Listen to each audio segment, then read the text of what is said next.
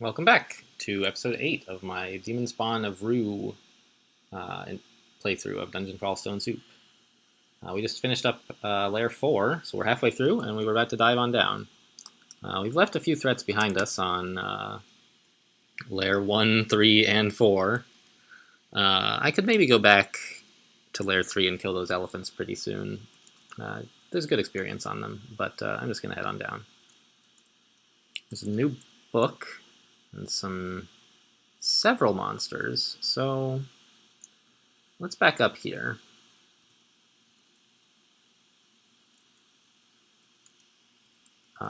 So here we found a good place to fight where we can't get surrounded.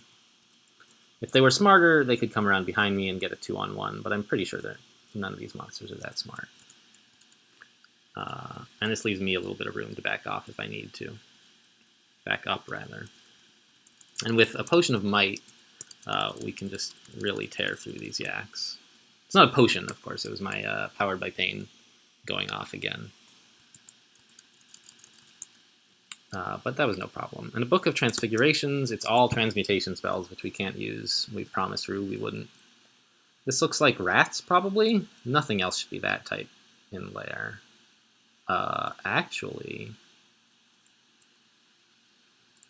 So there's this one vault that places like a square-ish box, just jam-packed full of awful monsters.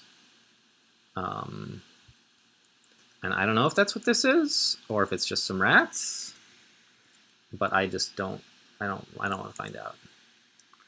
Black Mamba is like one of the worst kinds of snakes there is, at least before you get to like into the snake pit. And then they have guardian servants and anacondas and stuff. But they're very fast and they have hard-hitting poison. So you don't like black mambas. But I'm gonna just confuse him. Should neutralize him pretty well.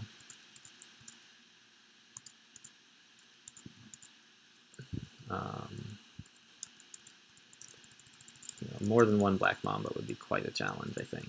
Maybe. I mean, it depends on how well confused it, right? But a black mamba all by itself, we're sort of prepared to deal with. This big door...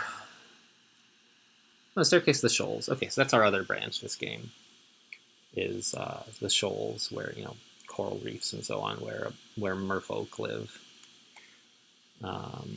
They swim really fast. They have pole arms to reach out and poke you from the water where you can't reach them. And they have sirens who can mesmerize you. And so what is in there? I really appreciate having antennae, actually, this game. I don't know what that is all about, but it doesn't look great.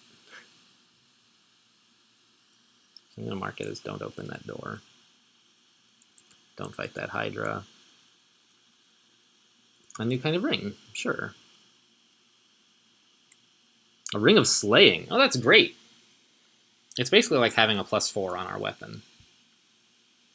Which is, for someone who is attacking guys with weapons like we are, it's quite good. And +4 is a pretty good amount. It goes from like -6 to +6. And 2 or 3 is not that big a deal. 4 is where I start to think it's like a big deal. And we actually, I don't think it was just our +4 slaying that like magically let us kill that spiny frog that we otherwise would not have killed. But it might have pushed us over the limit. Over the boundary? Threshold.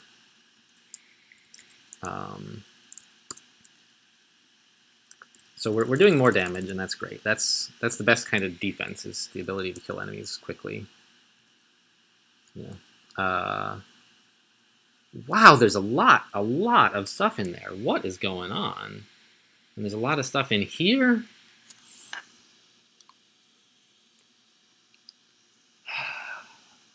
Huh.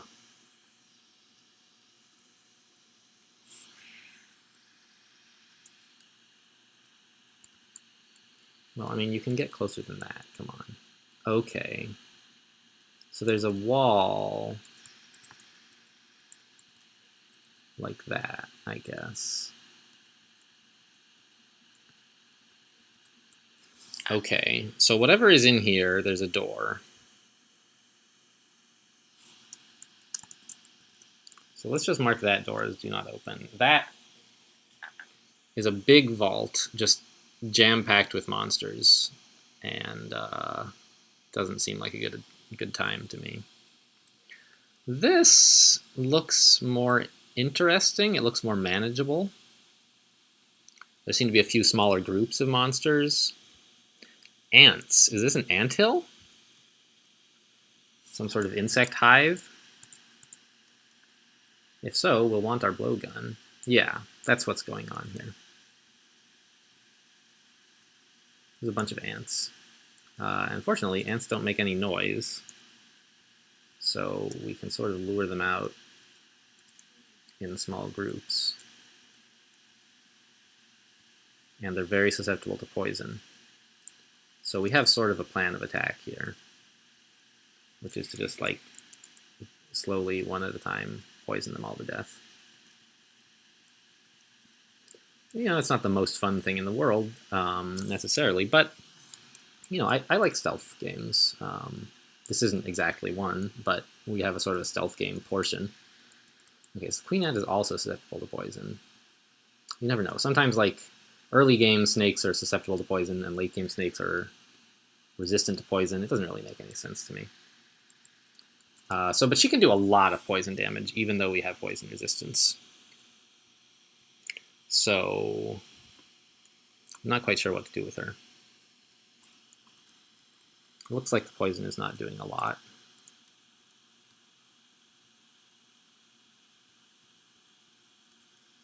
That's working out okay.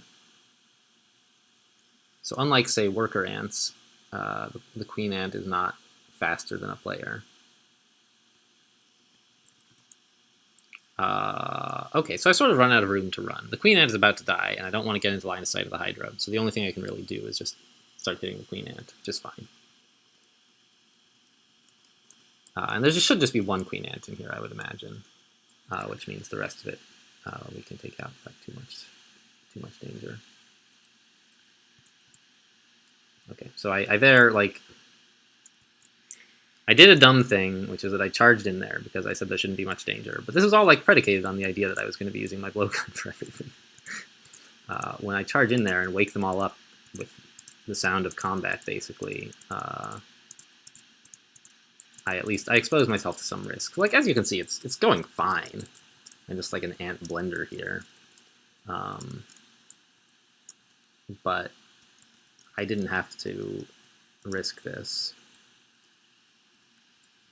There's an ooze, which sort of indicates that we are near the third lair branch, the one that always appears in every game, the pits of slime, where there's a bunch of slimy enemies. And all these branches are much too hard for us to go to right now. Like, I've played some challenge games where I go to these like earlier than you otherwise might, and it's possible, but if our goal is to win this game, which it is, visiting a lair branch right now is just not a good strategy. And slime is harder than the other two generally. So, you know, we know it's here. Doesn't really matter. We knew it was in lair somewhere. Wait. Oh, Ha! Ha ha ha! I see what happened. So I had this marked as excluded, right? So I was expecting AutoExplore wouldn't take me back. But what I had excluded was the door, and these jellies, they ate the door. And so AutoExplore was like, sure, come on in. Great. So something woke up the jellies, and they came out and they ate the door. That's sort of like, what is making all the noise? Something woke up a hydra. Okay, well, we got away. He didn't hear us or see us or whatever. All right, this looks like enough of layer 5. Let's just get going. Down to layer 6. So we're leaving a lot of stuff behind, which I'm not thrilled with, but it's generally better than fighting it, the stuff that I've been leaving behind, I think. A ring of invisibility is quite... Invisibility is a very strong buff in many places of the game. And having a renewable source of it, as opposed to like just potions or a wand, is really quite good. And it goes so well with our we're getting a lot of stealth-focused stuff, really. Like, we're an enchanter. We have Night Stalker that's attuned to the shadows. We just got invisibility. We have antennae. So, like, I started this character saying, like, demon spawns are not a great enchanter race, really. A good enchanter is fast because you can run away from situations that have gone bad. And so I started building this guy into a more melee-oriented dude where you just tab everything. But these mutations and items we're getting are steering me so hard towards stealth that I feel like I have to work it into the game plan a little bit more. And I'm not sure exactly how. Like, maybe I can just be a Lajatang stabber. Like, you don't get stabs exactly, but... Or I could use a dagger and then Lajatang for backup. I don't know. You know, what's my stealth like? I have 4 pips of stealth. I am stealthy. I could be a stabber with a Lajatang for backup. But either way, I feel like I should be training some evocations here. So let's just turn off fighting for the moment. It's a good skill, but it's pretty high and it's expensive to train it more. Staves is even more expensive, but I just want to get it to 14 so I can be done. And actually, as a Rue guy, I might need to train it a little higher because I'll be draining myself on occasion, costing myself skill points temporarily, and I'd like to always be at 14 even if I'm drained. But, like, there's no limit to how much you can drain yourself. You can be drained all the way down to 0 if you're managing things badly. So you can't just, like, never be below 14, and you can get into situations bad enough. So I'm dropping some of the weaker wands I've found because I just don't have the evocation skills to make them worthwhile at all. And I'm also adjusting auto pickup here. Like, don't pick up the stupid garbage that I'm dropping. Don't give me more of them.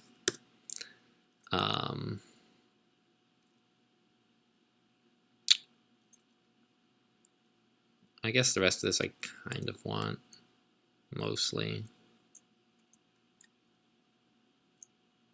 Yeah, alright. I could turn off some of this food junk, maybe. But, you know, so we're over 100 hit points now, which is a good milestone you can feel good about. Another scroll of acquirement. That's interesting. I think I still want a wand. Like, I want heal wounds or hasting or something. Even invisibility would be alright, although I've recently found a ring. Yeah, and I mean, a weapon could be cool. I could get a better Lajatang, but it's fine. Give me a... Is it fine? Yeah. I'm worried I would get something totally useless. At least a wand, like... Fine. Another wand to teleport. Not really what I was looking for, but...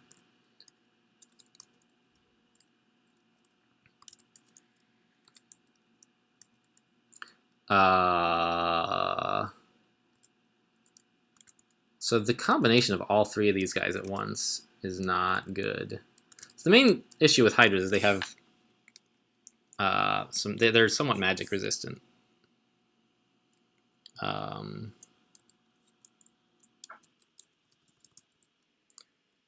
So you can't really hex them. You can't hit them with edged weapons or they, like, ruin your day.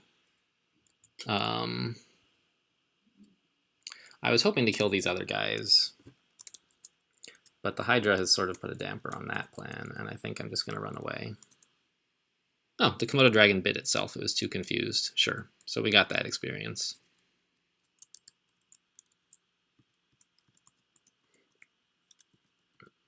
So I'm going to just go back up this staircase, find a different one to come back down, and not have to deal with that Hydra.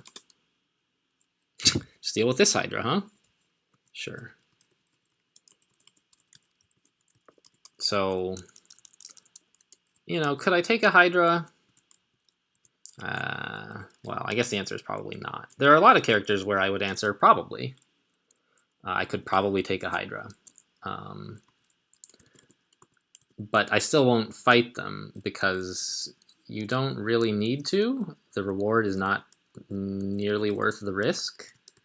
Hydras are very spiky damage, so they often do, like, nothing. They miss you a lot.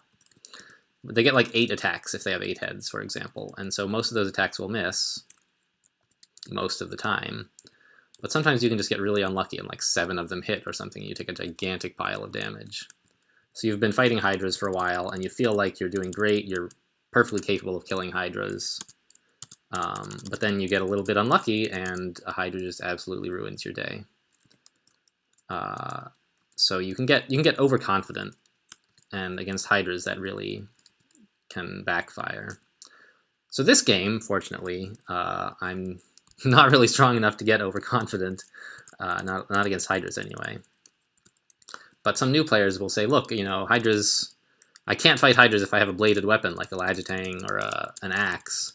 But if I have a mace, like, I'll just fight Hydras, it's fine. And most of the time, they're right, it's fine. Blink frogs, blink frogs. But there's no need to take that risk, and it is a big risk. So you just avoid getting into melee range with Hydras. And that's, you know, just sort of another occurrence of Crawl's theme of being a roguelike, you know, is something I've mentioned a lot. It sort of means you're not the hero, you're the rogue, you just need to sort of survive. You know, I'm not in here for glory in this dungeon slash lair slash whatever. I'm in here to get the Orb of Zot, and it's never really explained what that is. You sort of get to choose for yourself why you want the Orb of Zot. It could just be this glorious, expensive artifact. You know, older roguelikes, a lot of them have you searching for an amulet, and they don't tell you what the Amulet of Yendor does either. But it's often described as just like, you know, it's worth a bunch of money, and you're just coming in here to steal a stupid amulet. I like to think the Orb of Zot is something that will somehow save the world from some grand corruption. So that casts me in a bit more of a heroic role than I usually think of myself as, but it doesn't really matter. You can think of the Orb of Zot as doing whatever you want. I don't think it's ever described.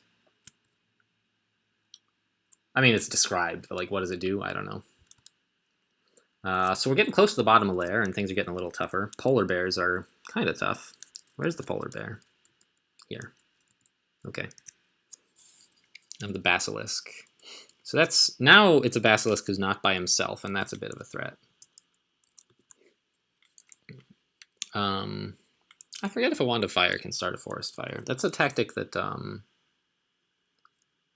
I've been using less than perhaps I should.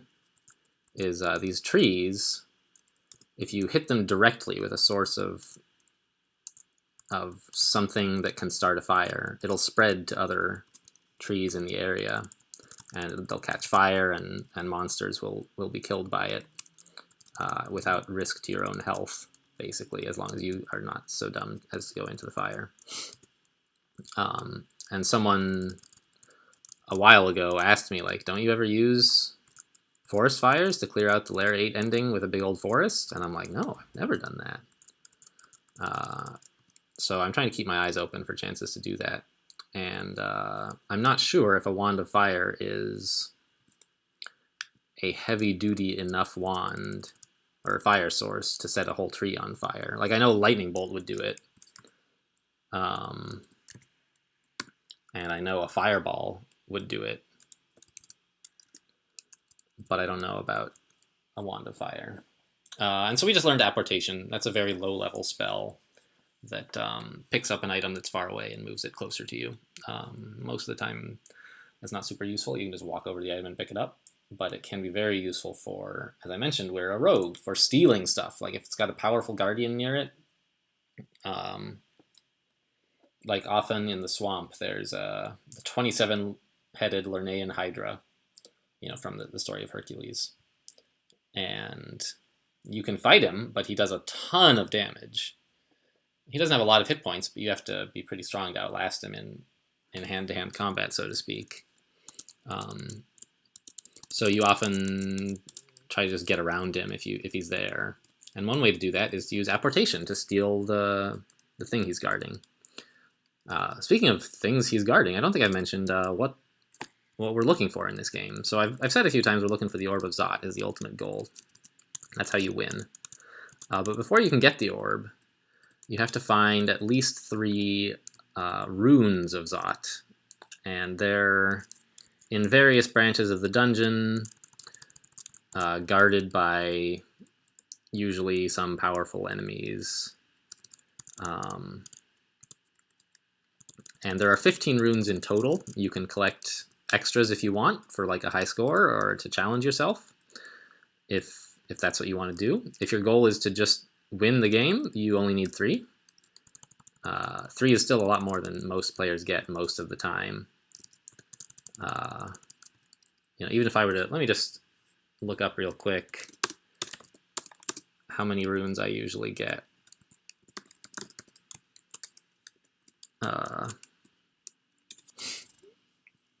I usually get 2/3 of a rune.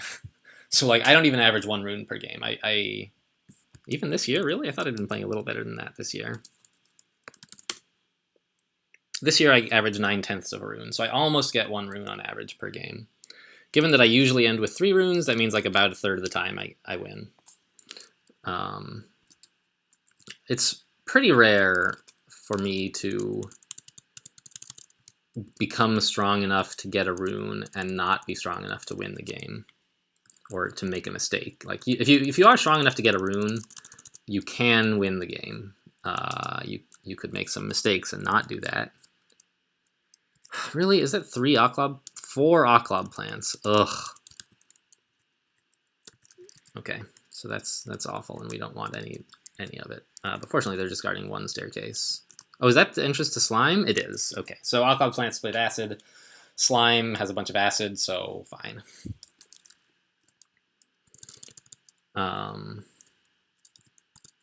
Stealing runes. Yeah, so there are 3 runes that we need to get. We can pick any 3 of the 15, but they're sort of like several of them are generally regarded as easier than the rest. There's like 5. So there's a rune in each of the lair branches, the sub-branches of lair, but not lair itself, and which we talked about earlier. In this game we have shoals and spider. And there's a rune in the vaults, which you can't get to until you already have at least 1 rune. And that's just like sort of a big old pile of monsters all on the bottom floor of vaults. It's a difficult encounter, but one that, if you approach carefully, is often not too bad. And there's one in slime, the other lair branch, which is one I like to get as my 3rd. The 2 in the lair branches are usually easiest. I like to take slime 3rd most of the time. Most players like to take the vaults rune 3rd. I don't really like vaults 5. It's too unpredictable for me. Slime is very predictable. And then there's the abyssal rune, which is in the abyss. I mentioned earlier you can get banished to the abyss. Early on it's very dangerous. Later on it's not so bad. You can go diving through it and look for the rune. But here we are on layer 8, so this is the end of layer, and the last floor of most branches is substantially more difficult than the floors above it, so you have to be careful. And if you don't know this, like, you can look it up in game. How many branches is layer? We have reached floor 8 of 8 in layer. Sure. So like I said, Dungeon Crawl doesn't like to surprise you. It wants you to be able to know everything you should know, except the stuff that's random that game, which it won't tell you until it turns up. So here we've got a bunch of sheep, which are just no threat at all. And then we've got this death yak down here, who, like I said, is a much stronger version of a yak. So interestingly, we saw something new this floor. We feel an oppressive heat about us, which means there's an entrance to a volcano on this level. That's a temporary branch that you have to get to before the entrance collapses. So you tend to hurry on floors like that. Having it on layer 8 is a bit of a bummer because you want to take layer 8 pretty cautiously. And it'll be making noise every, I don't know, 50 turns or something, and you can sort of echolocate on the noise to try and find it. Or, I have a scroll of magic mapping. I could use that to try to locate the volcano. And or I could just choose not to go to the volcano. Volcanoes are, they're not great. They're a little bit dangerous. The loot is not that good. But I would like to get there if I can. And I hope to find more scrolls of magic mapping later. So I'm not sure whether to use it here. I think, because I normally wouldn't. I would just, explore. It's no problem to get there before time runs out. But Lair 8 is just so packed with monsters that I feel like I'm going to have to be doing a lot more resting. I won't be in as much control of where I go. So I would rather know where the thing is so I can head straight there. And I think I'm just going to do that. I'm going to use the Scroll of Magic Mapping here. And it looks like that's it over there, just to the west of us. Okay, well, that's fine. It means we can get there pretty easily. And that we might not have needed to use our Scroll of Magic Mapping. But it also tells us what the rest of this floor is going to be like, so I can look around. This is a weird vault. I don't know what this is all about. I don't think it's a special thing. It's just like some decoration, maybe some extra monsters. But Lair 8 has some end vaults. So at the end of each room, each branch, there's harder monsters, and there's usually a special vault that's like extra packed with monsters. And that's what this down here looks like. This looks like the dogs and bears ending, basically. There's a lot of wolves and hounds and hellhounds and whatever else down here, and also polar bears and black bears and whatever. So that's sort of where there's going to be some loot in here. Not a lot, but some. More than we've been seeing. So the question is, there are now 2 Death Yaks. How do I fight this group? I think what I'm going to do is I'm going to try to come out this staircase here and head to the volcano. And I could just go upstairs and take these sheep with me. But I want to take this staircase instead, so I know where all 3 staircases lead. I'm just going to take the staircase I have not yet explored, which is this one. And that's going to take me to that other place. Yep, oppressive heat, got it. Well, there's still Death Yaks. I could apocalypse this. This is a big group. It would be worth it if I could get all the Death Yaks together. But there's also a pretty good area here for fighting. And the Death Yaks, only one I think has seen me. 2 have seen me, that's right.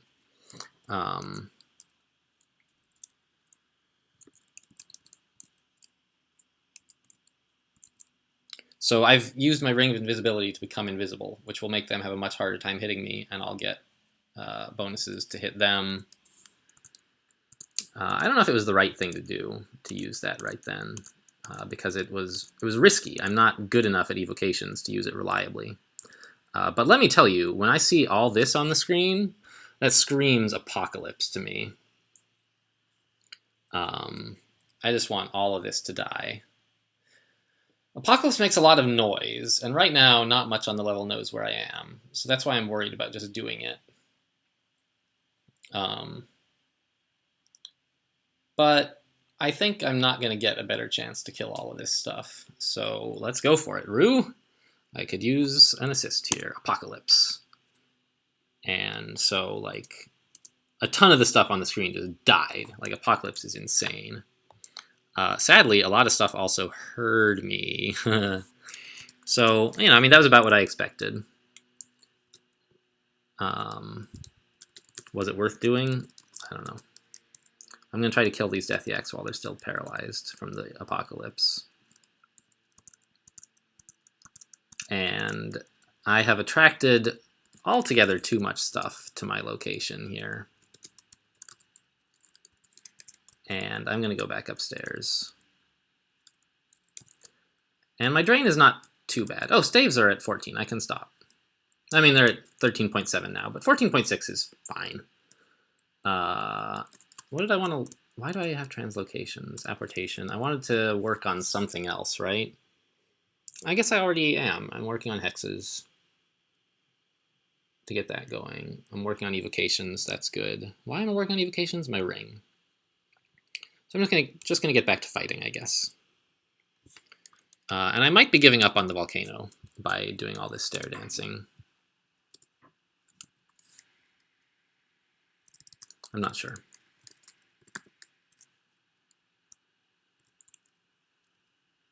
But it's just more important to deal with all these monsters than it is to maybe get the loot from a volcano, which is often not that good. And I have these are some sort of tough monsters, and right now I can take care of them. So that's what I'm going to do. Can I get to the volcano? Maybe. So the timer on the volcano is getting pretty low, but I'm also running out of monsters, so I might be able to get in there. I should actually take off this cloak of fire vulnerability.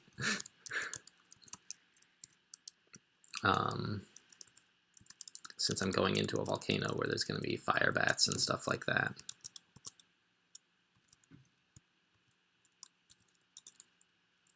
And I'm going to wear my leather armor of fire resistance and drop some stuff I'm not going to need in here, like a ring of ice. Oh, I have a ring of fire. I forgot about that.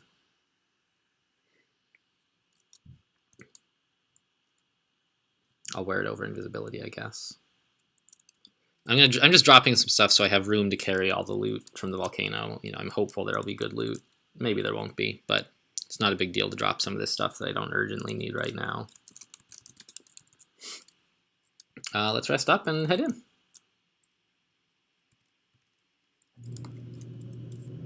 Again, we're working off our drain pretty fast, so that apocalypse was fine.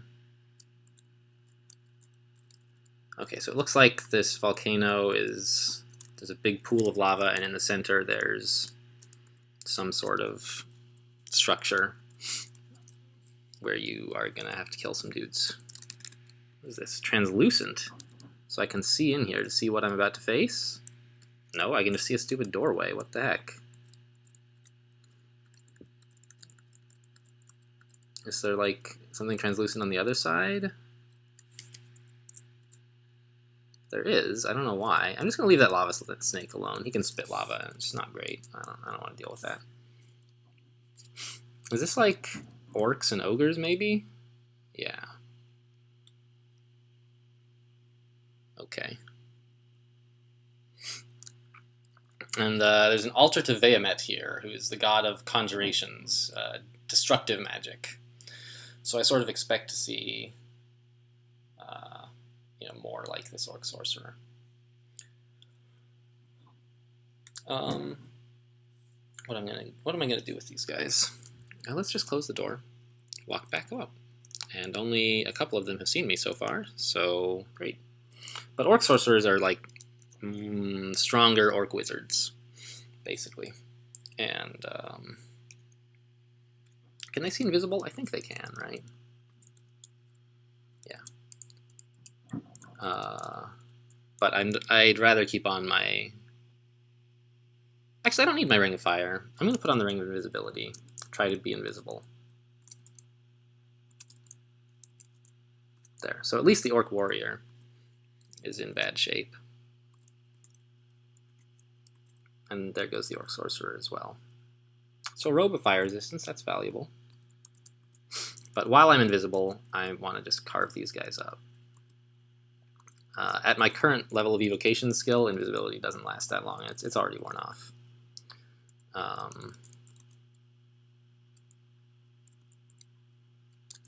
Let's pick up this robe.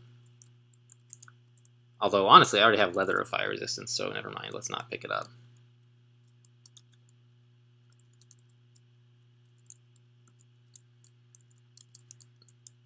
Longsword of Flaming. Fine. Yeah, just die, please.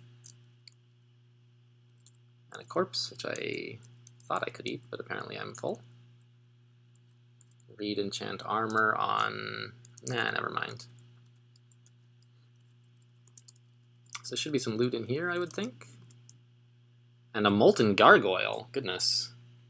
It's a bit of a threat. Confuse is only a quarter. He's not guarding anything very good. Nothing I want, honestly. I would get some experience for killing him, but he's kind of tough. And, you know, who knows, I might die. And so I'd rather just not deal with it. And I wonder if this is going to be the same thing. It's a regular gargoyle. All right, so that's not as big a deal. And there's much more loot in here. There's a new kind of wand. And so there's a wand of confusion, which is not that great. We're already pretty good at confusing guys. I think this is enough. Let's just leave this volcano now. Nothing else in here that I wanted to pick up, right? Yeah, let's just go. I don't know, maybe I should have carried some of that heavier armor of fire resistance, but I don't anticipate wearing heavy armor this game anytime soon, especially since we can't train armor. So yeah, that's just not a problem. What did I take with me though? I don't really need like 3 wands of polymorph. And the scroll of enchant armor I want eventually, but not right now. Okay, so back to layer 8, which is still dangerous. I thought I turned off. Don't pick up amnesia, please.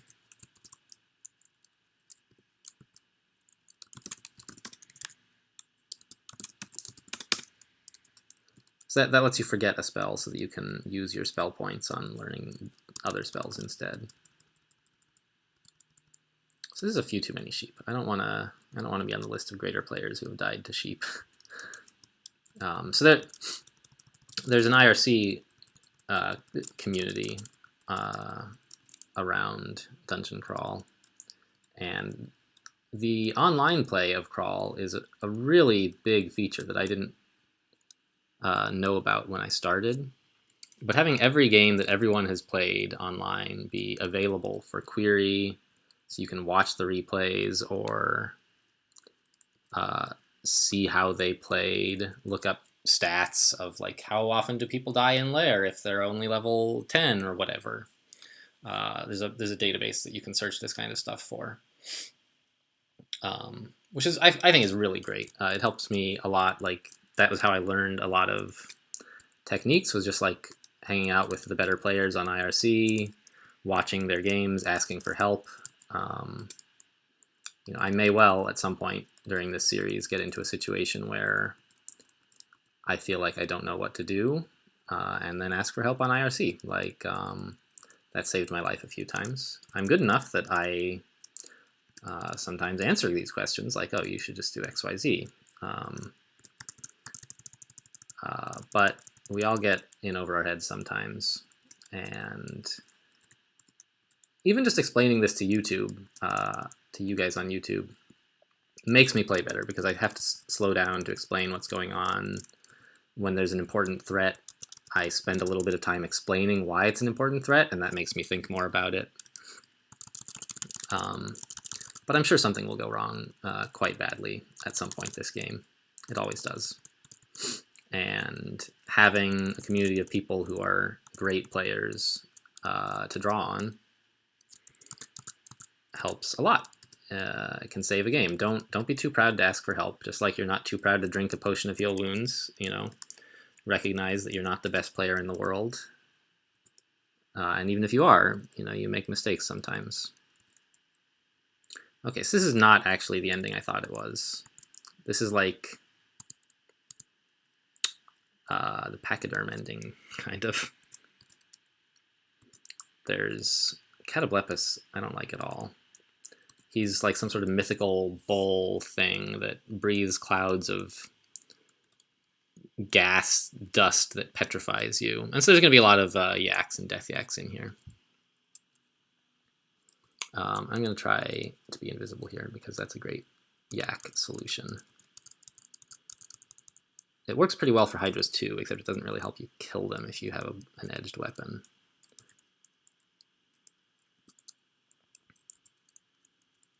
And so you can't really just spend all your time invisible, because you get what's called magical contamination. It's like radiation poisoning, kind of.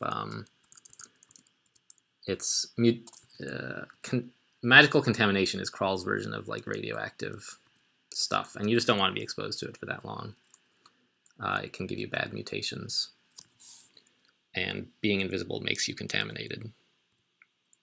Among other things, make you contaminated. So you can sort of like just sit around and wait for it, which is not a lot of fun, but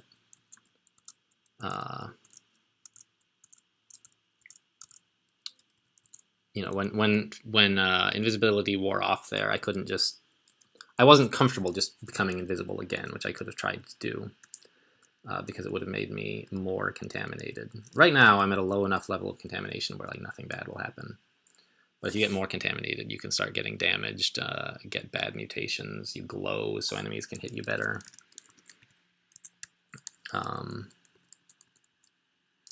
Need to find a corridor again. Let's just draw out these death yaks, I guess. Hopefully the Hydra has gone. Nope. Hopefully I can sneak away. Nope. Okay, fine. Let's just run. I could try to confuse the Hydra, but I just don't have the spell power to rely on that. Where are the stairs? I gotta get out of here. Because now there's a snake chasing me, and he's fast. He's getting hits even though I'm running away. But Rue distracted him and paralyzed him, actually. Wow. So we got quite a few turns against him. Yep, let's go. And so there goes the water moccasin. And we're going to have to get back down there. And so that's, I guess we want to take this staircase.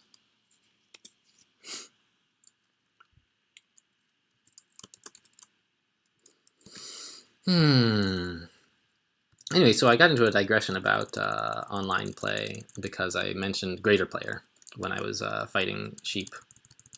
I didn't want to be a greater player on the list of greater players who have been killed by sheep. So greater player is like, it's kind of like an achievement. There's nothing in the game about it, but the community has sort of made this up. Oh geez, what am I doing? All right, let's jump out of here. Peace out. So great player is having won at least one game with each race. And greater player is having done that and also won at least game with each background. So you can query the database that I was talking about for like how people died, you know, what killed them. And so there's a list of like a couple hundred games where greater players have been killed by sheep.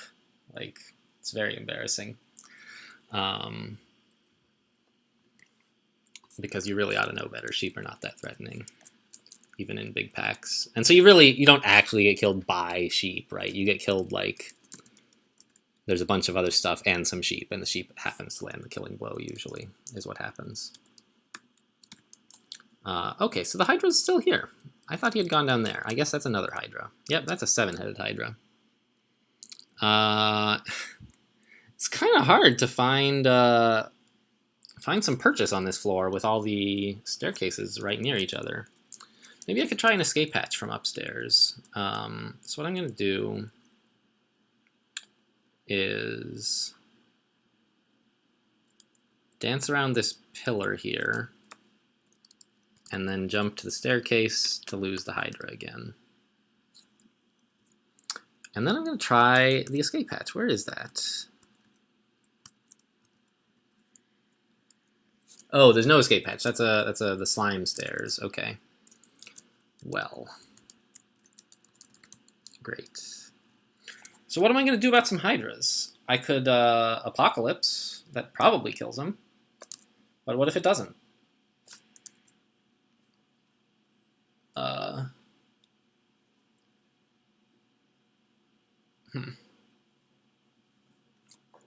I could leave. Come back for Layer 8 later. Just go do Orc 4 now. But that's not a bad plan, necessarily.